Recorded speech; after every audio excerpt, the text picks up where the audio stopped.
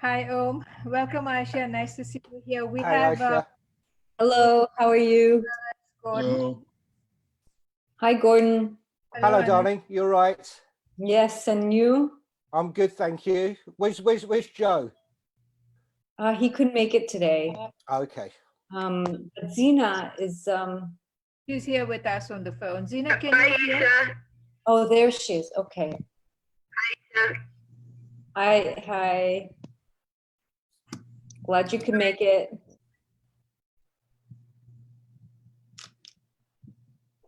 Yep.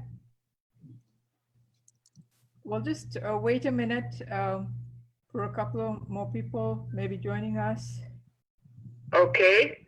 and then we can start. Or maybe we should just start and have people stagger in. I have 11:32 on the clock here. What about you guys? Yes. Yeah, I've got 4:32, but that's that's London. Yeah. Yeah, I've got 8:33 Vancouver time. Okay. Huh.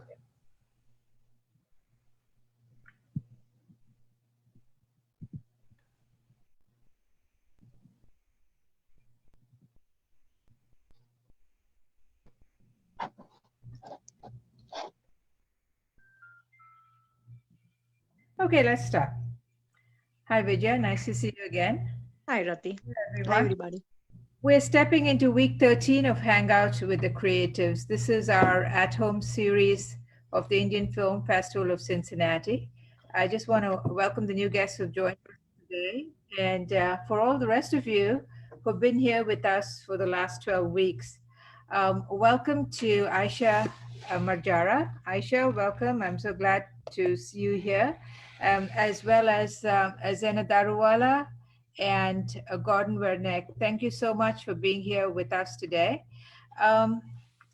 Zena plays the role of Sid's mother in the film, and Gordon, who's here with us, plays the role of Sid's father. My name is Rati Apana. I'm the founder and executive director of the Indian Film Festival of Cincinnati. We have been around for 5 years now. This year, we postponed our annual festival from April. But the good news is that we are all going to be able to see our festival again this year, late September, and it's going to be totally online. Meanwhile, with COVID taking a stronghold in the US, we just wanted to keep you, our patrons, and the community engaged during this pandemic. So each week, we've curated a film, mostly from our past festivals that are available on streaming media. And we've met with the creatives behind the film at our Zoom sessions, where you are today. And the whole idea is to get to know the story behind the story.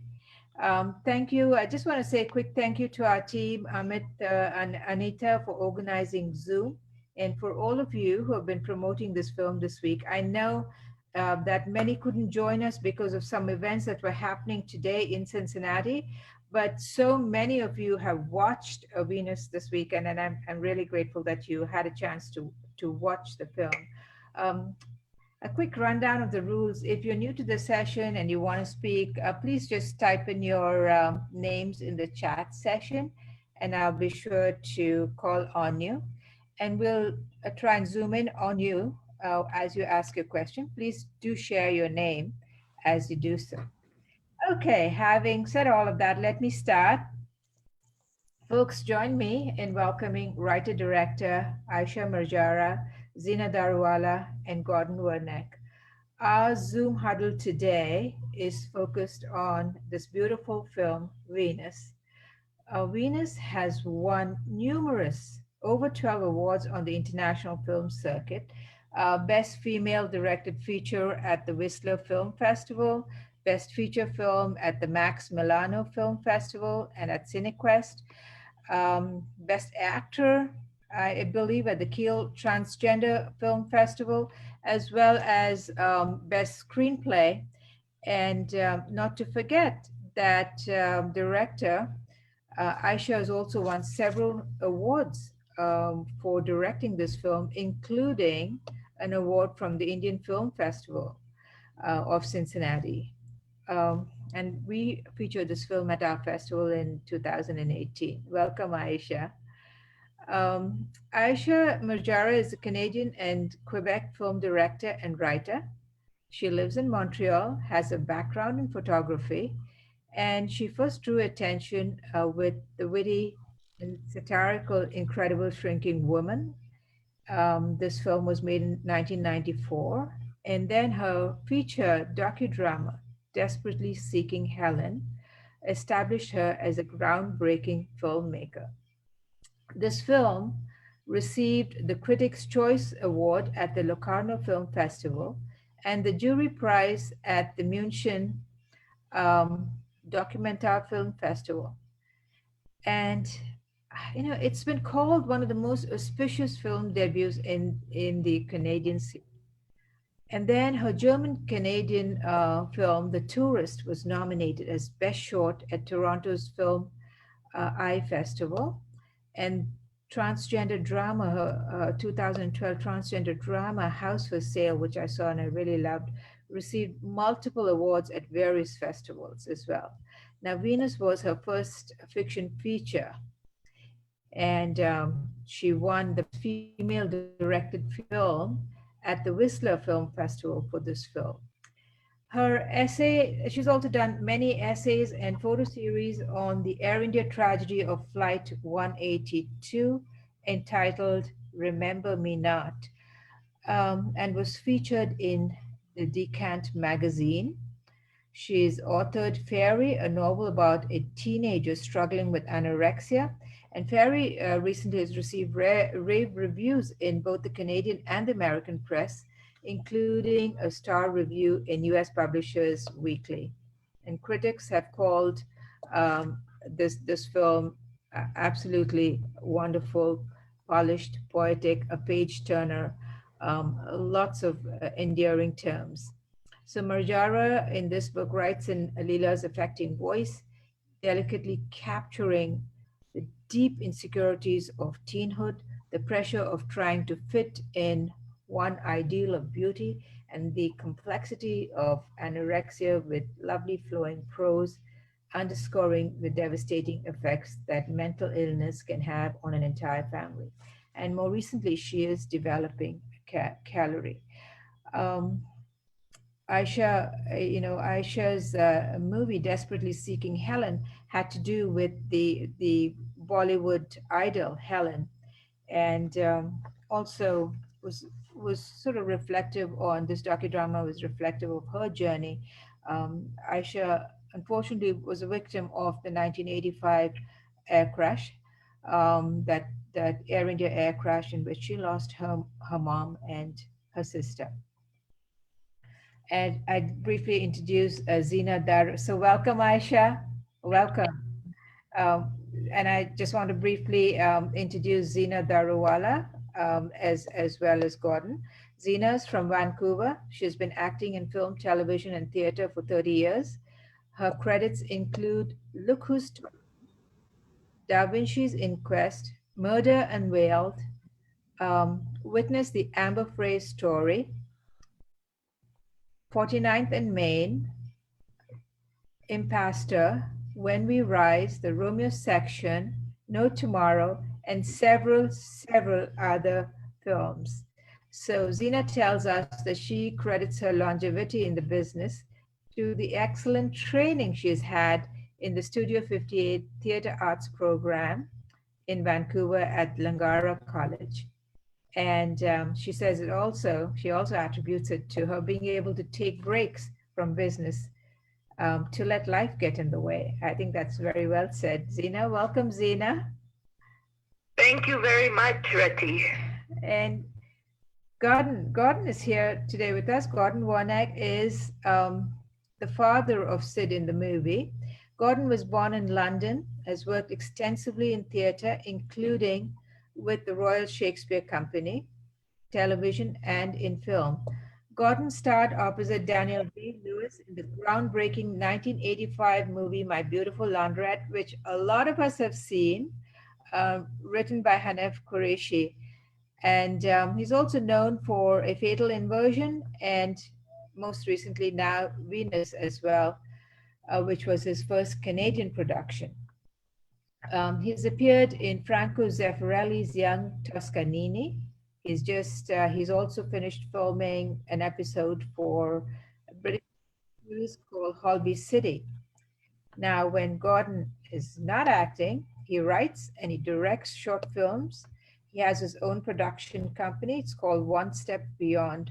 It's called One Step Beyond Films. And Gordon currently lives in London. Welcome, Gordon. Hiya. Thank you all for being here with us today. All of us have seen the film and we know the story. It's a story of a South Asian Punjabi transgender woman who suddenly begins to see her life flipped over when she meets with her white teenage son. And this was such an upbeat film and yet had such a serious side to it, Marjara, because it deals with the hardship of transition, the effects on family, the effects on friends, and for most of us who are immigrants, the difficulties for the first generation immigrant children to broach these gender sensitive topics or any sensitive topic for that matter with their migrant parents. And and that's just one part of the story. But then you have so many other little stories within stories in Venus. The story of Sid's boyfriend, the story of the young boy, Ralph, not being able to talk to his parents, and so on. And yet you've been able to bring so much balance into this film and and give it such a wonderful, credible ending as well. At the core of everything, is our sense of wanting to belong. And I think all of us feel that very deeply, especially because we're all immigrants or children of immigrants. And I want to ask you a question, Aisha, because you said that gender motivated your work, and from your award-winning docudrama, which was called Desperately Seeking Helen, to the most recent one that I saw, House for Sale, and with Venus. So tell us, why did gender motivate your work, and why was this so important to you? And I want Gordon and Zena to feel free to just jump in as well, whenever you want to. I think that, well, gender, I think it goes back to my childhood.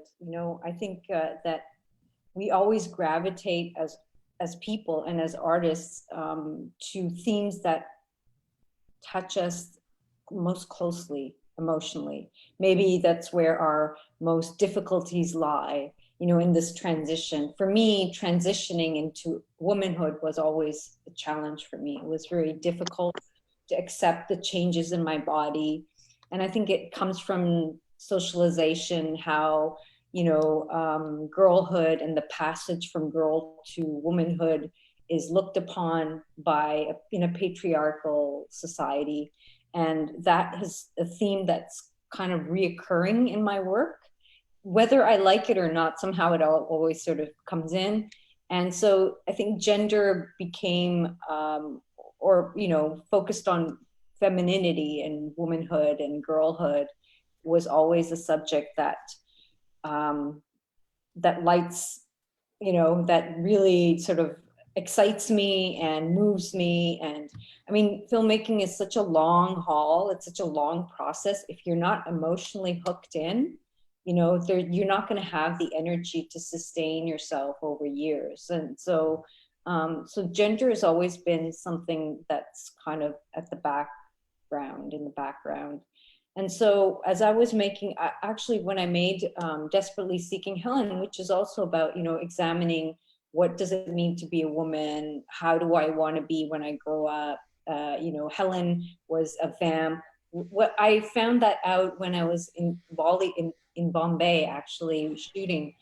you know, one of the persons who worked on the film with me, she said, you know that Helen is a vamp. I said, what do you mean vamp? She said, well, in the 70s and 80s, there were heroines and vamps, you know, and she was the bad girl. And I was like, oh my God, there's so much here. And that in the process afterwards of developing the film, I was so intrigued by the idea of the bad girl, the woman who breaks the rules, you know, and she has a certain sort of agency and power and sexual autonomy. So that brought me to House for Sale, which features the other woman. And, you know, the vamp has several archetypes, and the femme fatale is one of the archetypes, the other woman. Even the mother-in-law is a femme fatale, you know, in some way. So as I was working on House for Sale, I was having conversations with a friend of mine who's trans, and you know, she told me, you know, I have affairs with married straight men all the time. You know, they have girlfriends, they have wives, and I automatically just thought that would be amazing to have the other woman as a trans woman. You know, that would kind of take it to a whole new different level, and I can examine this idea in a different perspective. And so I asked my friend who's an actor, you know, do you want to try this role? And so Atif Siddiqui, who's gender non-binary, you know, said yes. And you know, at the time she identified as he, or I think pronouns weren't, you know, that much in our consciousness at the time. And so I asked Atif, would you like to play? And that's how that film got made. And from that film, I wanted to, that started my exploration of the trans experience and gender, and how trans people view femininity and growing up and transitioning. And that brought me to Venus. Oh, lovely. So that's in a... Yeah, yeah, yeah, that's quite a journey. Anu, Mitra has a question for you. Anu, would you like to ask your question, Anu? Sure. Thank you so much, Aisha and Gordon and Zina. Thank you for a really startlingly brilliant job. I absolutely love this movie. Just a couple of comments, and would love for any or all of you to jump in. So I teach at a local university right here in Cincinnati at the doctoral level. And it just so happens that two of my current doctoral students are trans people. They have both transitioned from being a woman to a man. And I've especially become very close to one of them. And he speaks, he speaks, because that's the pronoun he uses now. He speaks about attempted suicides, about becoming homeless, about being thrown out of the house and the community, and, you know, the horrific experiences that trans people go through as a result of their, you know, searching for multiple identities within that one body. And so I was wondering about the fact that in Venus, you know, the exclusion and the marginalization of Sid was completely clear, but not perhaps what he had gone through in the hands of society. And I would love to know of your artistic decisions, but I'm going to throw out all my questions. I thought Debargo Sanyal was brilliant as Sid in playing a trans woman. I am wondering about his identity. I mean, how he trained for that role. I thought that the parents were fantastic because they were so closed as individuals in the beginning of society's expectations of what they wanted. And slowly there was an opening. And so there was an opening in everyone except the boyfriend. And then two other comments. I was also wondering about the title Venus. You know, of course, that's the god of love, but what does it specifically reference in the context of this film. And last of all, I just want to point out to you, Aisha and Gordon, I don't know where Zina is located, but in the United States, it has become legal. It has become the law for all university professionals, whether they are professors or staff or whatever, to identify their pronouns in their signature line, so that students and other people who are struggling with their identities will feel more safe in voicing, their ambiguity or their uncertainty about what's going on with them. So, I mean, it's such a great step forward.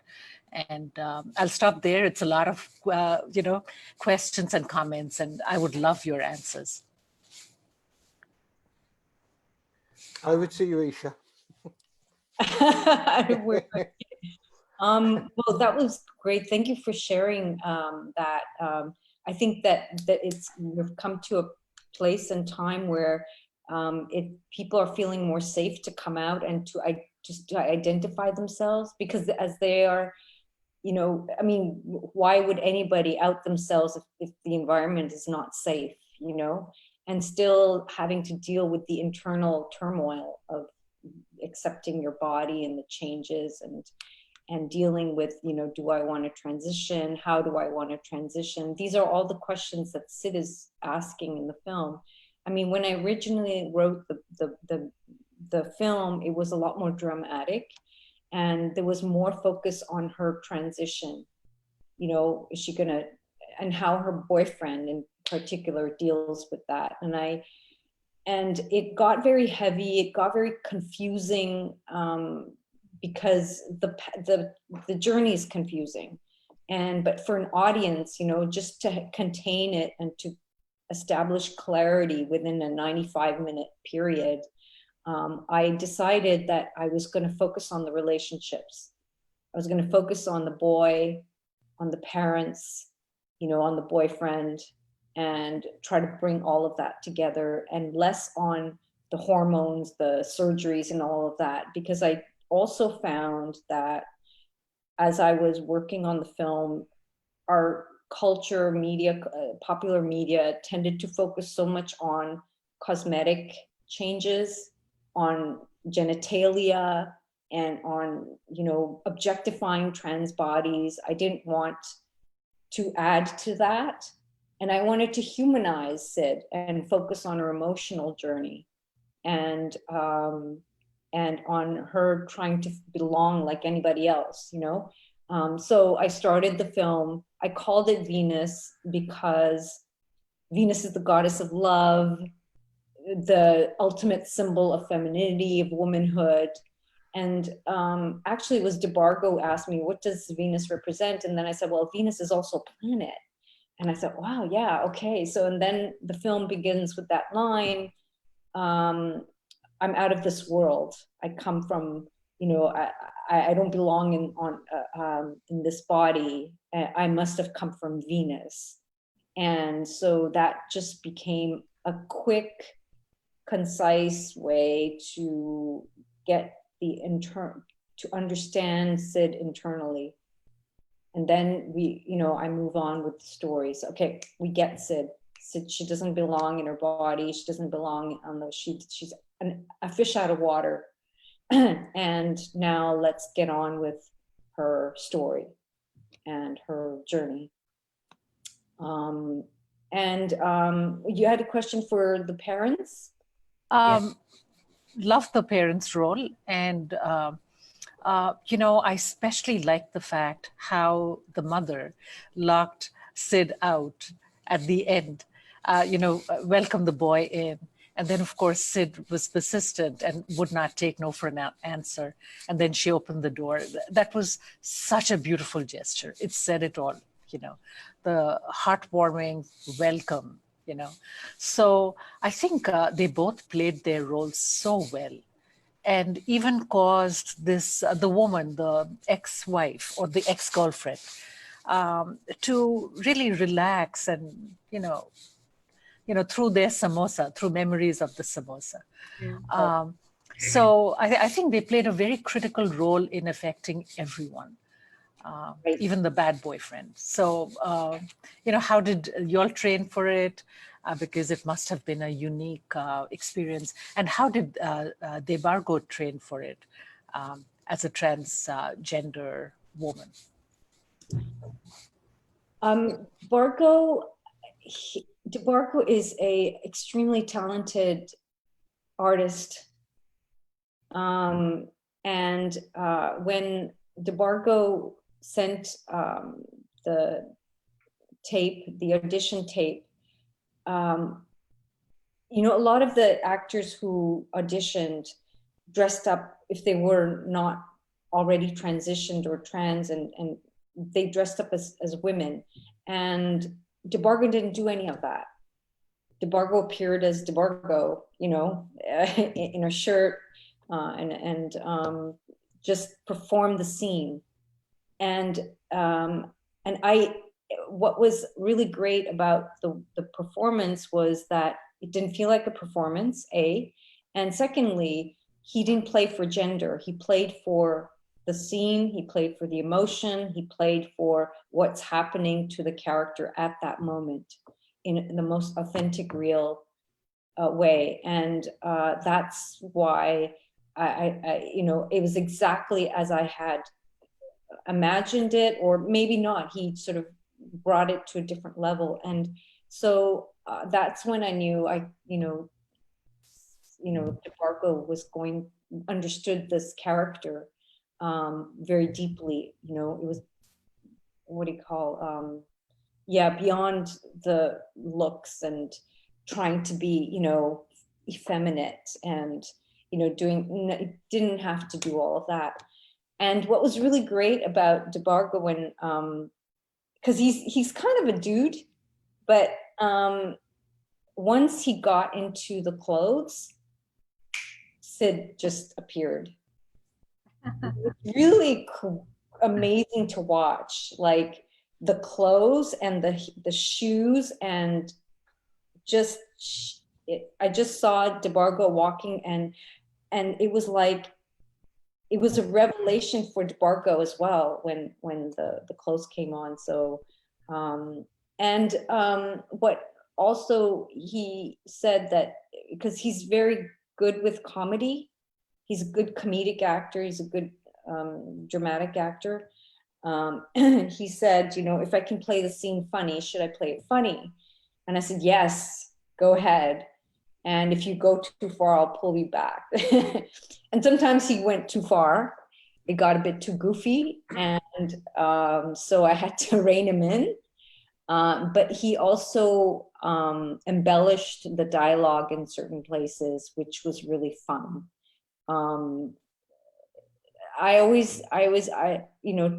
told everybody, the cast, make the scene your own. And Gordon also brought some ideas to play the dad, which I loved. We'd love for him to tell us what those ideas were. And well, Gordon, Yeah. you want to jump in here? Oh, okay. Yeah, I just really enjoyed what came off the page for my character. So I think one of the great things, or one of the nice things, not a great thing, one of the nice things about being an actor, and it probably goes for a lot of other professions, is that when you start work on something, you have a blank canvas. That's the way I look at it. So yes, the words are there, and with the director, you kind of work out certain traits, certain characteristics of that character, which is what I did. And I had a lot of fun exploring playing the father, and working out what my relationship was with him and with my wife, and also, of course, my stepson, is that right? Yes. Grandson, sorry. Grandson. So yeah, it's just fun trying to work out how to play play, and Isha's a great director, and she just kind of guided me through that labyrinth of finding the character. Oh, lovely. Amitabh Raturi had a comment or a question. I don't know if he's there to ask it. And he was again talking about Amitabh, are you there? You're on mute. She's on mute. He's on mute. Rati, I'm here. He didn't change my name on the picture, so I'm Anita, not Amitabh. Right. Sorry. Thank you, Anu, for your question, and do jump in if you have a comment. But go ahead, Anita. Okay, I really liked the movie, and I liked it because it had so many facets to it, so many different people and so many relationships. And Aisha, you talked about that. It was about the relationships. And what I liked, and of course, the first thing that came to my mind was that it was about the LGBT, as we call it now, the transgender issue, which is so, right now it's 2020. It's such a 2020 issue. And so I'm hoping that this movie is, sort of an indication of what might be the future as people gradually accept this portion of our society. But I guess my comment as such was, you also said it was about relationships, and I loved the relationships. Firstly, I liked your depiction of Ralph as a 14-year-old. He really gets it. Kids are so confused, and he wants to be. He's not able to communicate with his parents. Now he's found the father figure, and then that father figure has a boyfriend, and all of a sudden again he's out in the cold and manages to be brought back in. The second relationship, which was wonderful, was yours, Gordon, and your wife, the grandparents, because you're the dad that everybody would like to have, who's just kind of like, he's there. And he, he probably was as closed as his wife was at some point, but he, gets past that. And then he's kind of there for his kid. He just stands there. He looks apologetic. It's like, okay, I'm sorry. I know this is happening, but I can, maybe I can help. And the third relationship, which I liked, was that with Sid and his ex-girlfriend, where when she comes towards the end of the movie, and she comes into his house, and her 14-year-old is dressed up in Sid's clothes, and that could have been the kicking off point for a meltdown, where you just lose it and you say, oh my God, what have you done to my child? But she sort of, it was a very mature reaction. She's like, because it seemed like she cared about Sid. So you got all of those different relationships and those feelings across very effectively. So, if you wanted to comment on the transgender issue for society and for the importance of relationships, and how you can make them so much more mature. And like I said, Gordon was the great dad. You could have the father who would shut the door and say, I have nothing to do with you and blah, blah, blah. And he doesn't. He's quiet, and Yeah. he I has think reservations, but he does speak up finally. An amazing job. Zena did an amazing job as the mother as well. Right. You could literally see yourself in Zena too. Right. Yeah, I just want to say my character is all in the writing, all in Isha's writing. That character is right there, and it was very easy for me to access. I also have one. It's funny that Gordon has one son, and I also have an only son too, who's 25. I'm kind of a little bit similar, but not really, to that character. But I am a little bit like that. But just a little overbearing with my son. And I think Gordon is not with. And I think we're cast. yeah, But I do have to credit Isha's writing. The character was so much I think, I definitely fun to do, and there were so many good lines. Yeah. I totally agree. I think the strength is in the writing, and Zena's right. I'm very laid back with my son. Obviously, I try to guide him, but I found the character like my own father. Just don't hurt anybody, and you do what you think is best. And I'll tell you when you make a mistake. And I think with my character, he just wants everybody to be happy. And and that was a nice through line, as opposed to the stereotypes you often see with a dominating or domineering Asian Pakistani father. This wasn't like that at all. So again, it broke another so-called rule, the way that those characters are constantly portrayed in cinema and TV and in the theatre. Yeah. But I just wanted to say, it's Zena here again. If the character seems dominant, I always say this, if the character seems angry or domineering, it's just all out of love and out of fear, because she's afraid for her son to be going through a transition. It's just a very scary thing for a mother. It's just the anger comes out of fear sometimes when she's angry. Yeah. Yeah. You know, I have to say that with Gordon and Zena, you know, regardless of what I wrote, I have no idea what it means, you know, what it's like to be a mom. I'm just like, I'm sort of channeling my own mother and my own dad. So I got a lot of insight from Gordon and from Zena about what's really going on underneath. Like, I had no idea when Zena told me she's afraid for Sid of the pain that Sid would be experiencing through I didn't even think of that. Didn't even cross my mind, you know? So, you know, there's always stuff that the artists, the actors bring to the character that the director doesn't, because they're like really in the skin of the, you know, you're in the skin of the character at that moment. So you're really experiencing it, the journey. As a writer, you're sort of removed, and director as well. I mean, the writing process is very, very, for me, it's very visceral. I'm very much in the movie when I'm writing, and the characters are writing me. The parents were the easiest characters for me to write, and they were the most fun. Sid's mom is a bit like my mom, or how I imagine my mom would be.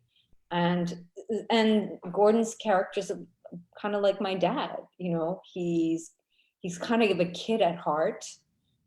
He's sort of very easygoing, but he's also wise, like Gordon said, you know, if things go a bit skewed, he's gonna jump in and, you know, take control.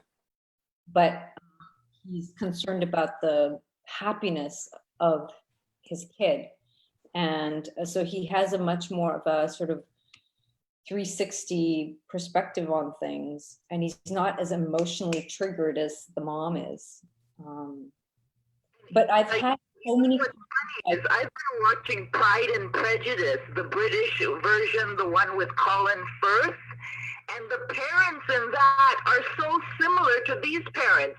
So it just shows how universal the characters are. Yeah. Yeah. That is true.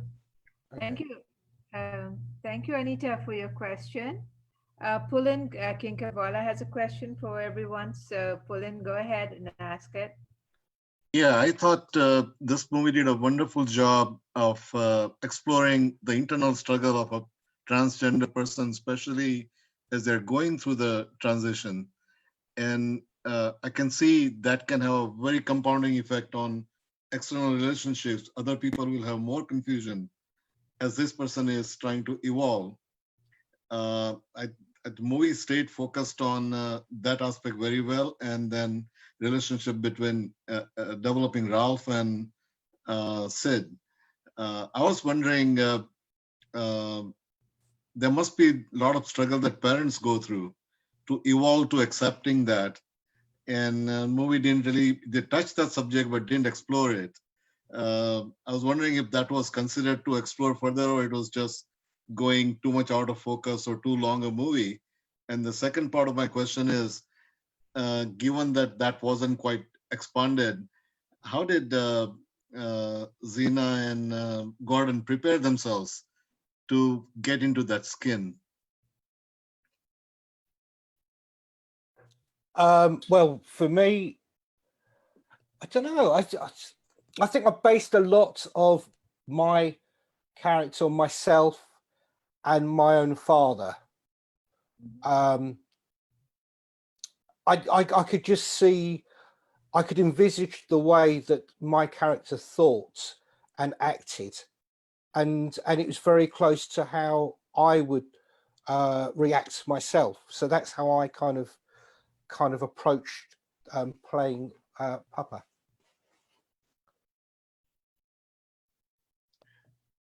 Zena? Zena, Aisha? And it's me, Zena. Well, I could relate to the character, not so much from my mother, but my aunt and other women in my community that I have known, but also just being a mother of a son, I just put myself in that situation and how I would feel. Of course, I would not act exactly like this mom, but I could understand why she's like she is. But she does come around in the end. Someone said they like the end scene. I wish the end scene was a little longer too, where I accept Sid in, and I wish that I was able to show. But that's not my part of the movie. You know, it was the time and everything, how much time we had and stuff. I wish I was able to show a little more love. Like I invite him in. Yes, I have come around, but it would have been nice to show a little more. But that's all to do with timing and I mean time that we have to do the movie and all that. So yeah. I actually had a question. Somebody asked, what, you know, the mom closing the door on Sid, and that was really funny, or I can't remember what the. I think Anu had mentioned that. How did you interpret that? Because different people have different interpretations of that. I felt that because the mother had embraced the grandchild, Rajinder, so wholeheartedly that he took up all the space. And she didn't care to include Sid in that relationship. But Sid was very, very deeply rooted in himself as a human being. And so I felt that Sid chose not to feel excluded, or it's very natural to feel that way, but he did not let those feelings overwhelm him. He chose to act as the bigger person, and he kept on knocking very persistently till she opened the door. And it's a testament to how aware he is in his own character, in his own skin as a trans woman. So, I mean, that was also a very telling moment for the relationship and for how the character was constructed, Sid's character. I thought it was brilliantly done. Had there been more dialogue or talk, I think it would have taken away from that very complex, ambiguous feeling that you can only convey through feeling. You know, there was the idea of the whole family coming together at the last scene of, you know, Sid's parents, Sid's mom, Ralph's mom, Ralph's ex stepdad, and you know, the grandparents all coming together and having this dinner party, whatever.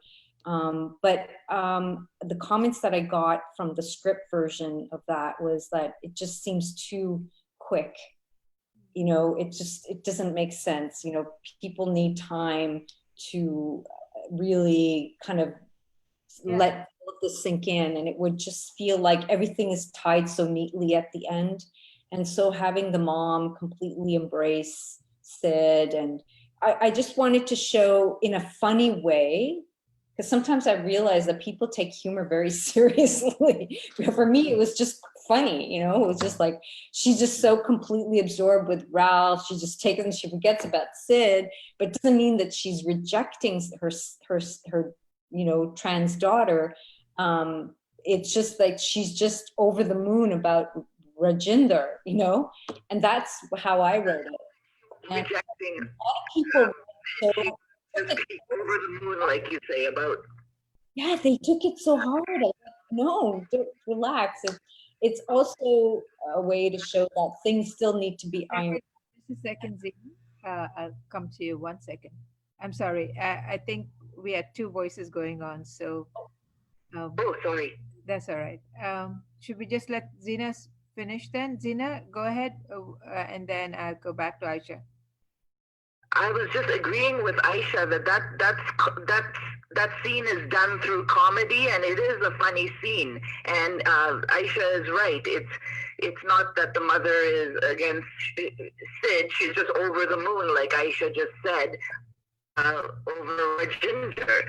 So it's just a little comedy there. And I think, yeah, poignant things can happen through comedy. That's it. Aisha.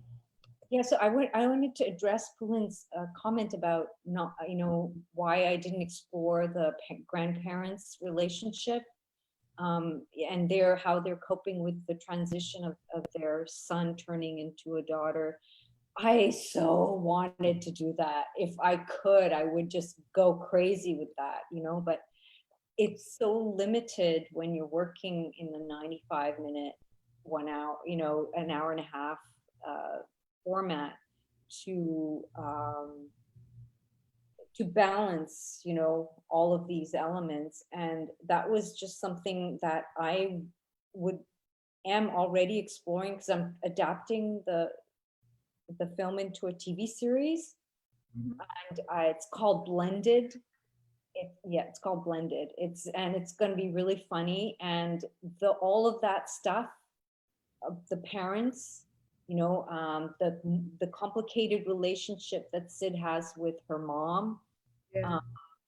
Because I think Sid is, the scene when Sid is showing her mom her clothes, and she's like, look, I have this, and what do you think about this? And she's just excited about having this bonding moment with her mom as like a teenage daughter, and she's just getting so excited. What would that look like in the future? How will the parents deal with the rest of the family coming in, and just all of these relationships? So it's definitely a topic that's very exciting to me and very interesting to me, and there's a lot of rich material, because when you bring in also the extended family, the aunties and the uncles, and what was that going to do? Because another thing that could have been explored but wasn't, because of the limitations of the film, and I wanted to focus on Sid and Ralph, is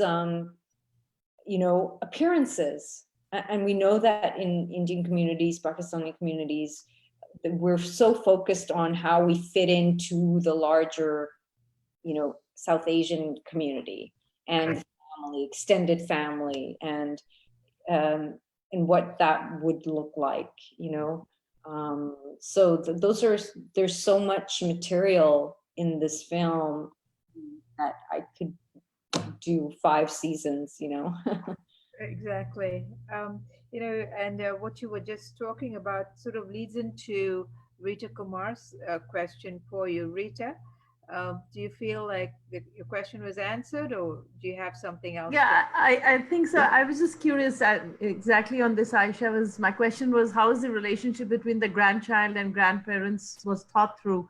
And in the film, I think the existence of Ralph / Rajinder kind of, in a way, is a redeeming point for Sid. He's produced this child, right? And even as he's going through his transition, so the focus of the mother shifts to the child, because she had never thought that this would happen, and this has happened. And I was just thinking, did you think about exploring that angle? As you said, that you were limited by the time that you had with the film, the relationship between the grandparents and the grandchild, which was so special, considering, and it's always special, but considering the circumstances within which it happens. Well, I don't think that the relationship between the grandmom as Zina's character and Ralph is complicated. It's absolutely very simple. You know, Mhm. like a grandma, unconditional love, spoils, Right. spoil. I love you, I love you, I love you. Let me, you know, Mhm. more. And Ralph is just completely loving all of this attention that he's not Mhm. getting at home. And he's at the same time exploring his Indian identity, you know. Mhm. So that relationship to me is very conflict free. Mhm. And because Ralph to me is like, he's like the engine. He's like the, you know, he jumpstarts the whole journey. At the moment Uh-huh. he runs into Sid in the park and says, "You're my dad," that's when the film gets going, you know. We're up and Uh-huh. running, you know, and everything sort of moves forward, and you know, showing up at Sid's apartment and Sid realizing, oh my God, he is my son. Right. And then the parents come in, and Uh-huh. you know, he's the glue that, Right. so Almost to that, the point that it seems that, you know, the fact that he exists is also in a way is that the grandmother is so enamored with her grandchild and his existence that it almost seems that she, you know, it impacts the relationship with her with her daughter, you know, with Sid. You know, at one part that his existence kind of, I'm using the word redeems, but at the same time, it also is, it's conflicting. So I found that really interesting. Mhm. Well, thank you, Rita, for your question as well, and Pullen too. Thank you, Pullen. Um, Aisha, do you Yeah. mind taking another question? We have a question from Firebrand, and I'm not sure who Firebrand, Fire Tablet. Um, is Fire Tablet available? Uh, Subrota, are you Fire Tablet? yes, I am. Hi, Subrota. Go ahead. Yeah, hi. Sorry, I think I'm sure brother and I was because I just changed. Sorry about that. Yes, I found the character of Dargo, like everybody else, sort of fascinating, and the facial expressions. I mean, they were so spot on. Aisha, was that directed or did he come up with it on his own? sorry, I didn't hear you properly. What was the question? DeBarco's character? The facial expressions of DeBargo, they're so spot on. I think it's just, you know, DeBarco's talent, and really being true to the character. But that I remember when we were running out of time on set and we only had limited shots we could have, I always said, you know, if we don't have enough time to shoot the entire scene and cover all the characters, just keep the camera on Sid, keep the camera on DeBarco, and we'll be good. Because his face tells the story, you know. And that's the wonderful thing about cinema is, you know, through the facial expressions, you can find out you can get so much information. And it also speaks to the limitations of screenwriting. You know, in screenwriting, it's hard to express in words something that can be just like a raised eyebrow. You know, what can that mean? But you know, in context, it means so much. Yeah, so DeBarco is very expressive and very funny too. Very Right. funny. And I should have Thank you. thank you, Subrota. Aisha, I have a question for you from Adrusha Apana. She is my daughter. She's a producer lives in Hollywood. She's a producer in Hollywood, and she wants to ask you a question. Adrusha, are you there? Yeah, I'm here. Go ahead. Hi, guys. Adrusha. So I just wanted to know what your plans are for the TV show, but I missed some of the beginning. So I will make the comment that you did a really great job of creating a universal thematic resonance with your characters in terms of I found myself like laughing out loud and watching and relating to these characters, even though it is a transgender story, and that's really difficult to do in this genre.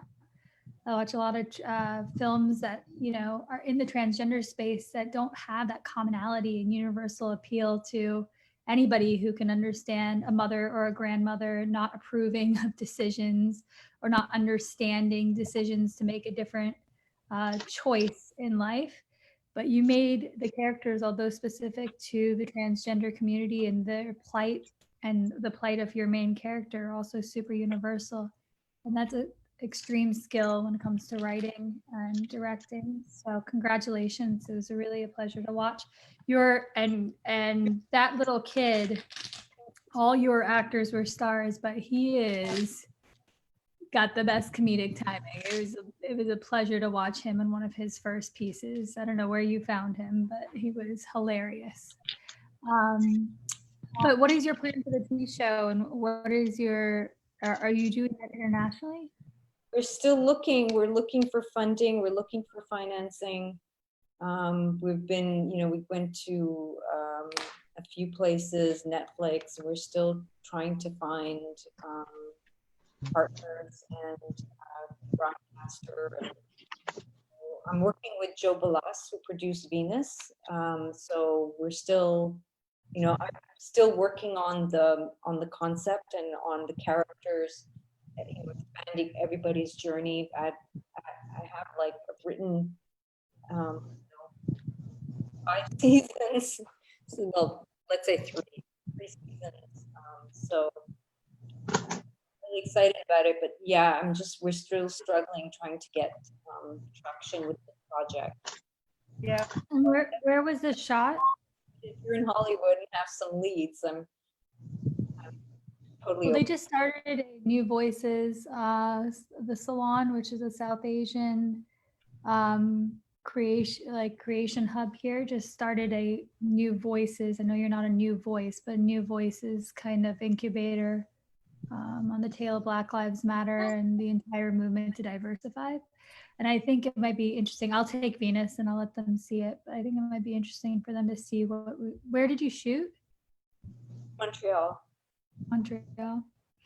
Only to get a showrunner. That's why I'm saying that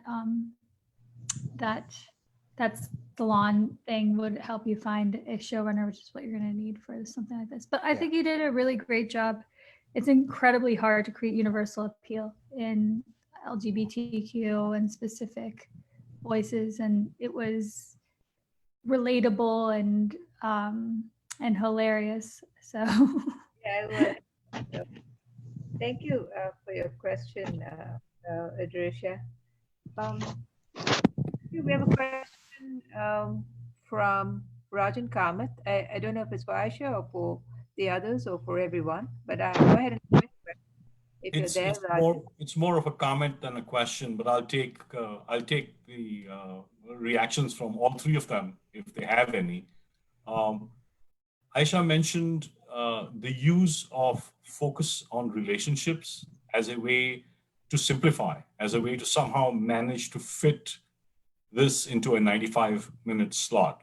But my comment is a little related to what Adrisha just said, and that is, I was wondering whether in choosing relationships as a way to simplify, what you effectively did was you crossed the boundary between an LGBTQ, a trans, a very specialized and unique focus to all of us.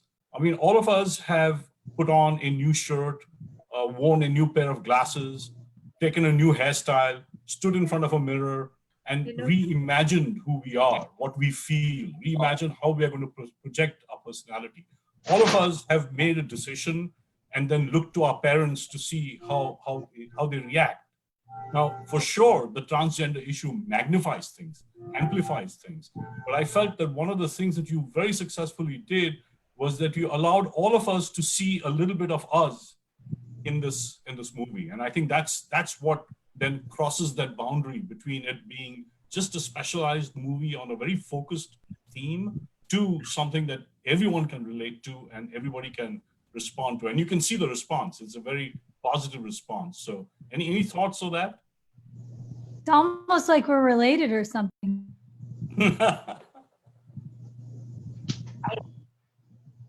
I totally agree. I think, well, when I was working on the film, I worked with two trans script consultants. And one of the script consultants, because I was trying to check all the boxes. Yeah. Cover this issue, I have to cover this issue. And it was feeling like a sociology course on transitioning. You know, it was so like, it took the immediacy and the humanity from it by being a kind of a lecture, because I was so politically kind of aware that I wanted to make sure I touched on every subject. And I remember that, you know, there's a scene of Sid in the office, and, you know, she's walking down for the first time. She's come out as a woman. She's walking down the office and she's getting looks from colleagues, and at her desk, and she gets this kind of glare from another colleague, and that was it. That's all I showed, you know, through the soundtrack, that despite all of this kind of discomfort, and I mean, she's in a progressive sort of field, she's an architect, but still there's this kind of awkwardness and uneasiness. And I had a scene, a bathroom scene. As we know, bathrooms are a big issue within the trans community, and, you know, all the legislation around that in the US especially, oh my God. And when I was writing the film, I said, by the time the film comes out, that's not going to be an issue anymore. You know, I said, we're going to be past that, because as a director, as a writer, I'm always thinking down the road, you know, and I was thinking the same thing about the whole, you know, transitioning, focusing on the hormones, therapy, blah, blah, blah, which was back in 2012. And, you know, when Laverne Cox came on the cover of Time magazine, when Caitlyn Jenner came out, that was when it went, you know, completely mainstream. What a lot of people didn't know what trans and the focus was on the appearance, you know, wow, can you believe that this was a woman, and you can, like, the before and after and makeovers, like, I just found it really appalling. As a woman, as all women understand, it's horrible to feel objectified and to be focused on the anatomy and the body and that. So as a woman, I understood that that was it. And so I wanted to shift the focus away from that, from the cosmetic, medical conditioning. It's such a personal, private issue that I felt like was nobody's business except Sid's. And so this script consultant, Casey, who's trans, she said, just write a woman's story. Sid's a woman, write her story. And that was like liberating for me. I was like, oh my God, it was like such an aha moment for me. I was like, yeah, okay, Sid comes out, she's a woman.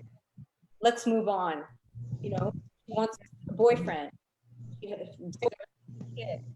issues with her parents, you know, like, it felt, you know, it just felt very simple to me and very liberating. And that really brought it, opened up the story. And I was also thinking that by the time the film comes out, people aren't going to be so focused on all that other stuff. I'm wrong. I mean, of course, it's important for trans people to, I mean, they're obviously going to, but that's their private, personal issue to deal with. So that was where I was coming from. This is a story about a woman who happens to be trans. Yeah. And this is a film about a trans woman. Yeah. It's a woman who happens to be maybe, you know, paraplegic, or this is a woman who happens to be, you know, it could be, you could substitute anything else, and getting on with the story and the relationships. I'm always amazed that, trans people, which I'm so happy about, came up and said, thank you for writing an uplifting trans story, because most of the trans movies are very depressing. There's suicide, there's drug addiction, there's, like just abuse and rejection and loss. And it's so much tragedy and pain. I've had trans people say, thank you for, something that's shows some kind of opening and hope and something positive and uplifting. So that was really great to get. And on the other hand, I have people who, like at the London Indian Film Festival where it played, a woman said to me that she didn't agree with trans people. She had arguments with her daughter about it. She didn't agree with Caitlyn Jenner. She said it was wrong. When she saw the film, it completely changed her mind. Completely changed her mind. Yes, she said, I get it. I understand. You really made me understand this journey. Yeah, I think it's a Sunday morning and we can all afford to be a little playful. So let me play a little bit that. I loved your point of view, but let me play a little bit with it. I'm a business professional, a consultant, and a sometime professor too. And everything that you described about the reaction to a person's clothes, the reactions, including the reactions in the bathroom, I can say I can identify with simply being a he, his, him pronoun person wearing a bright pink shirt at work in the early 90s. Okay. Yeah. Now, I agree with you that the transgender and the LGBTQ is magnified 100 times and much more intense. But it's very, very similar to what all of us get from the world around us when we do something that is out of sync with some of the things that we are conventionally associated with. Anyway, that's the end. I'll shut up. That's enough fun. But Gordon and Zena, feel free to jump in with any comments. Okay. And then we have one more question. Go ahead. We have a question from Arvind Sate. Arvind, would you like to ask your question? Yeah. And after that, I also want to know how it was on set for all of you working together. And that's after Arvind's question. Go ahead, Arvind. Yeah, so I wanted to echo some of the things that Rajan was saying. And also, Aisha, I think you summarized my first part of the comment very well.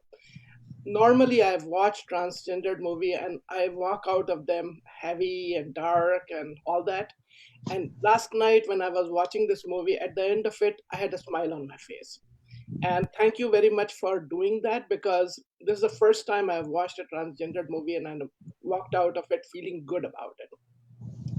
So the question I have is, you have three personalities of Sid in the process. There is this personality that she imagines. This is the light colored, I'm colorblind by the way, so I may mess with the colors. It's like a yellow dress of some sort that she's imagining on the street. And then you have the real personality that's kind of more of a male personality mixed with a female personality. And then the last scene that you have, he has a little bit of a, what I would call as a little bit more of a punk hairstyle or something like that. And I was wondering if you were playing with the last one to say how she's settling down into a different personality now that she has figured out her life with Ralph and the elder days. Was that intentional, or was it something that just happened in this process? I'm so glad you asked that question. I think that's really, really observant. Yes, it was conscious at the end. Shows it a bit more relaxed. She's the first time she's not wearing the wig. She's wearing her own hair that she's grown out, and she's kind of like playing with it. And she looks, a little more androgynous, but yeah, has that punk look. So I wanted to show, you know, cinematically a passage of time, and that she's just a lot more comfortable with herself, looking relaxed and at the end. And when Sid sees her in the yellow dress on the road, that scene for me is like a really important beat in the story. It's a moment of like the aha moment that it has. Like, you know, she just hit rock bottom. You know, she's still getting over her boyfriend, breaking up with her boyfriend. She's, you know, her mother says you're gonna be lonely forever. you know, get over this, get a nice Indian girl, or you're gonna be alone. And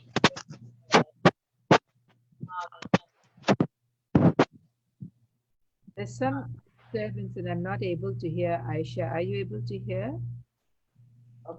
there was just some, I guess. Yeah.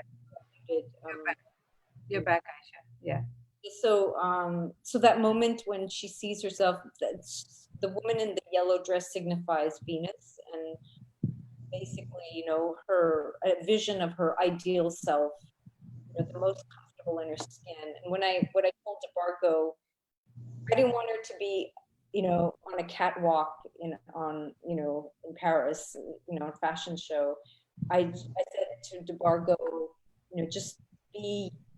I want you to feel completely at home in your body. I want you to walk down the street completely at home in your skin, you know, and or something to that effect. And that's how Parker walks, is completely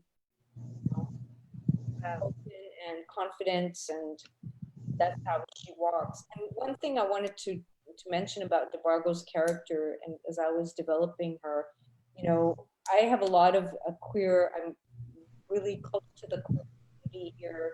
And so, you know, I'm really aware. I had a question about whether to portray Sid as, I didn't want her to come across as a drag queen, you know, finger snapping, head cocking, you know, but I wanted her to be just like any other, you know, normal person. You know, she's not performing. So and she's not, she's very, she always takes the high road. You know, when she sees her boyfriend, Daniel, ignoring her in the bar, at the bar, I have written a scene once, I've just written so many scenes of her marching to Daniel and punching him.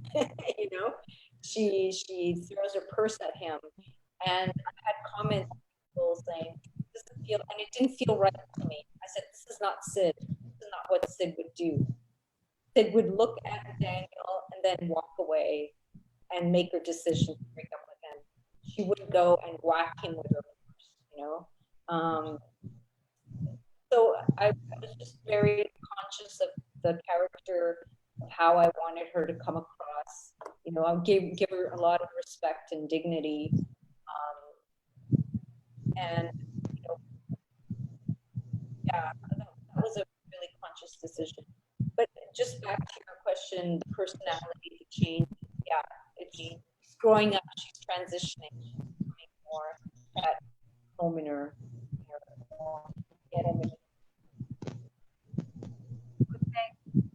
Thank you for that question. I wanted to see if we could engage both Zina and Gordon. Tell us how it was like working on the sets, and you know, we had a trans character as well there, and or someone acting as a trans character. I mean, you know, was this a fun set? Did you guys just have? Yeah, it was great. Isha's a very hard taskmaster. If we got our lines wrong, she'd whip us. And we weren't allowed to have any food until we did the scene right. No, it was a very, I think it was a very relaxed set, but a very industrious set. In my experience with films and TV, and I suppose theatre, when not only the actors but the crew know that they're working on something very good, it kind of, everybody tends to be that little more focused and energized, and everybody pulls together. I'm not saying that people don't pull together generally on film sets, but I've definitely noticed when I've worked on something that the whole crew are really into, that they really believe in it, there's this big energy. There's a bigger energy in that production. And I definitely felt that on Venus. Everybody was pulling together. Everybody believed in what we were doing. Myself, I was just a mouthpiece. But the whole content was something that everybody believed in. So it was a lovely experience. Oh, that's fabulous. It looks like you guys had a lot of fun. Zena, do you want to add to this? Yeah, go ahead, Zena. Sure. I love working on independent films, first of all, because I get a chance to do a juicy, good role rather than Hollywood. In Vancouver, we do a lot of Hollywood shows, and you get a couple of lines or something. So that was really fun to get into this character, and I like working on independent Canadian films. The other thing is, everybody was great on the set. It was relaxed, and it was great. And my scenes were all done in 4 days, so I had a few heavy scenes. So it was, I had to do a lot of work in 4 days. All those scenes were shot in 4 days. So it was work, but it was fun. I mean, Joe, the producer, he's so great. And Eisha was great. She had to rein me in with my overacting on the set sometimes in my scenes. So that was great that she pulled me in. She would say, "Oh, it's too much." Well, too much means you're overacting. So that was great that she did that, and I was able to follow her direction. So it was a great set to be on. It was a lot of fun.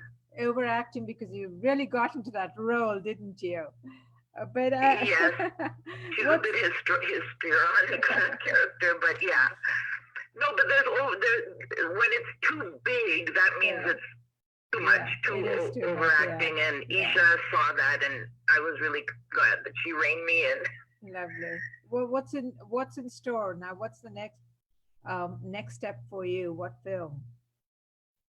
For me? Yeah. Well, right now, nothing's going on here in Vancouver. Things are just starting to start up again with the COVID situation. Correct. But you guys are doing so much better in Canada than we are. So we are, but even Vancouver was doing the best, but even our curve is going up a little, and our health authorities are they're upset. They're reining things back. They had opened up clubs and bars, but now they closed the dance floors. People can go to the club, but they can't go to the dance floor. They have to stay in their seat and only go to the washroom. So it's kind of like being in grade 2 or something. So they're having to rein back here too, even how well we did. Correct. So this virus is just going on. So I would be a little nervous to go on set. We'll see how things go. I'm going to let the younger people go on set first and see how things go, you know. And how about you, Gordon? What's in the works? Well, I'm pinning my hopes on the TV series that Isha's writing, because I'm available.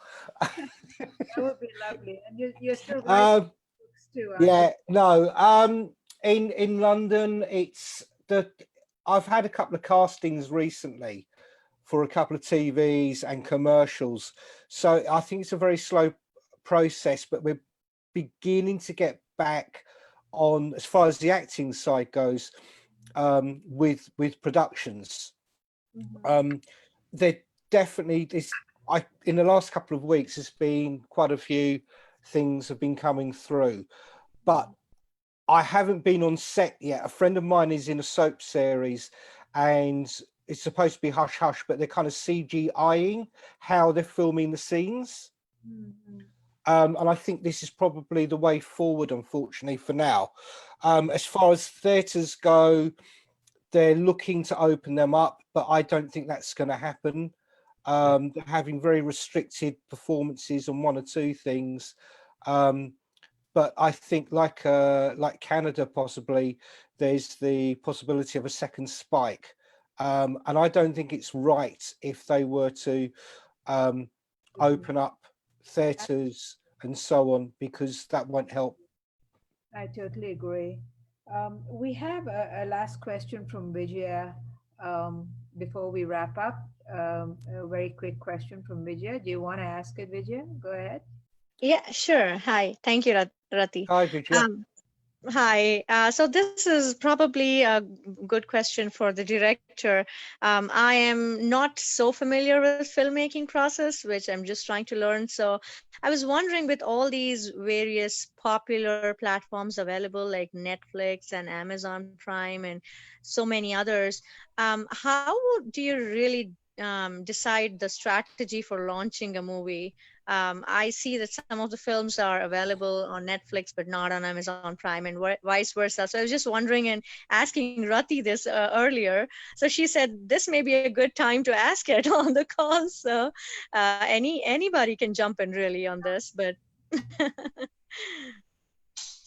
Well, I would, I guess, ask my producer. I mean, things have changed so rapidly in the last 5 to 7 years regarding streaming, sites like Netflix, Hulu, and I think they've become even more popular with this pandemic because people are not going to the theaters, and theaters were struggling anyway. So, and I think filmmakers and producers are becoming more dependent on streaming sites like Netflix and, Crave and all of these others, Amazon. I have such mixed feelings about, Netflix is like a big shark, like they're big, and there's so much content on Netflix, your product can get buried underneath everything, so, distribution is a big subject.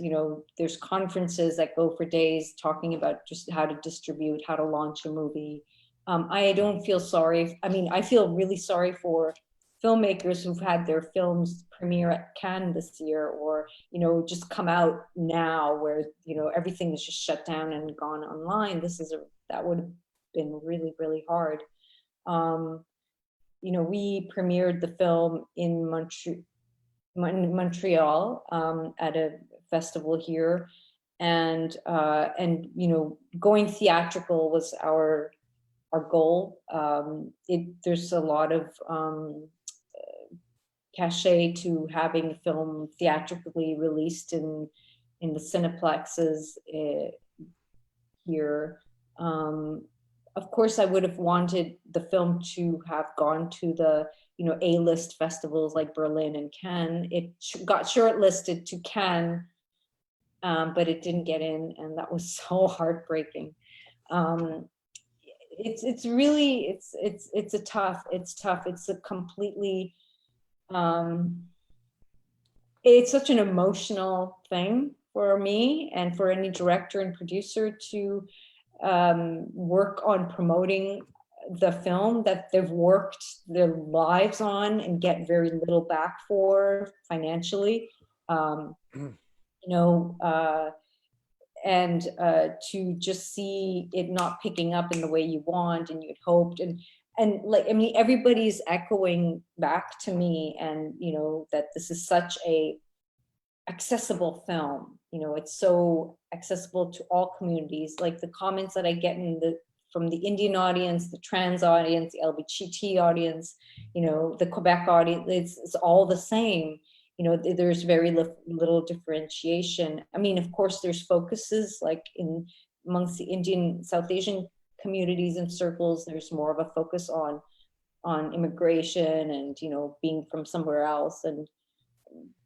But regardless, it's I thought this could be another My Big Fat Greek Wedding, or films like those that focused on a minority community, but, had a kind of a broad appeal. And that was what we were aiming for.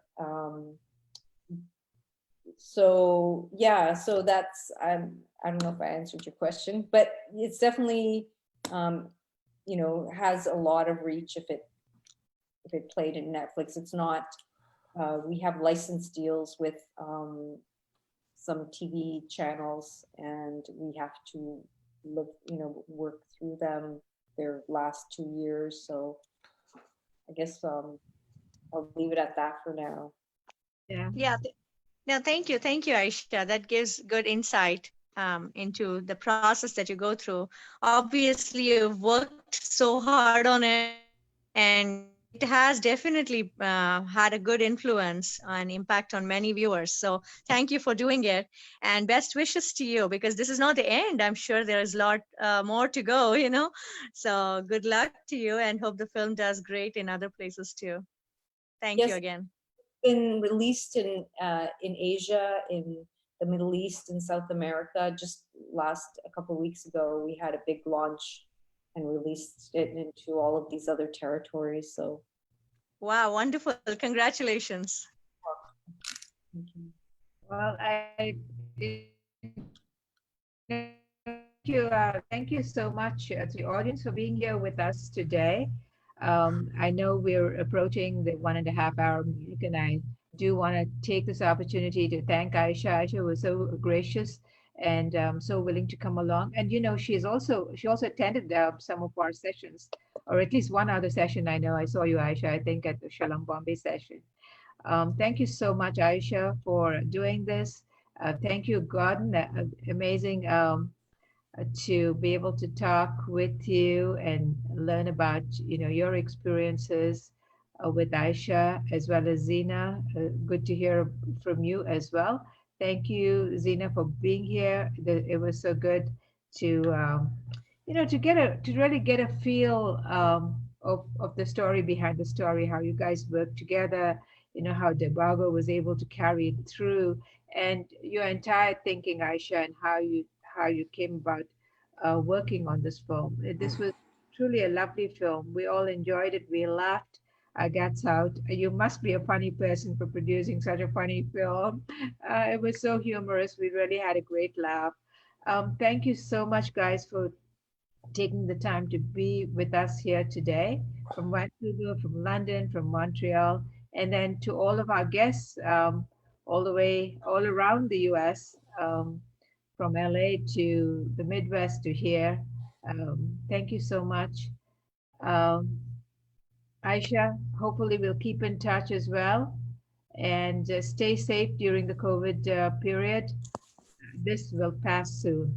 But by the way, guys, our festival will be on at the end of September. We will be online because we know we cannot be in theaters. So, hook up with us, follow us on our website or Facebook. Today's session is on Facebook Live.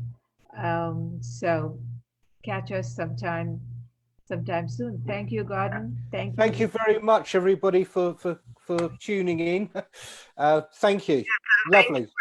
And everyone for all your support of the film. Thank you very much. Absolutely. Yes, wonderful comments. Thank you. And looking forward to the next the TV series, Aisha. So am I. Right. Thank you. Bye-bye, everybody. Thank you, everyone. Thank you so much. Bye-bye. Oh, and Herman, contact me on Facebook. We'll talk about our school days.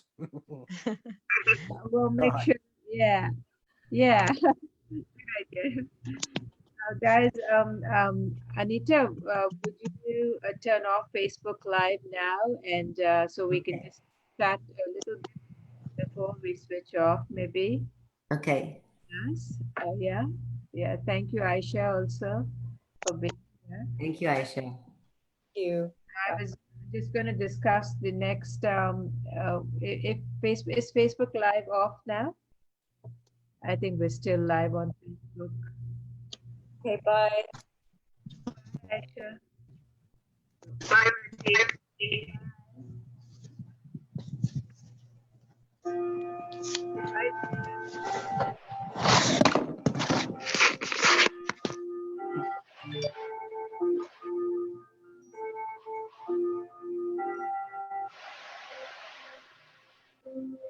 trying to figure out, is everyone, are we still on? I think we're still live on Facebook.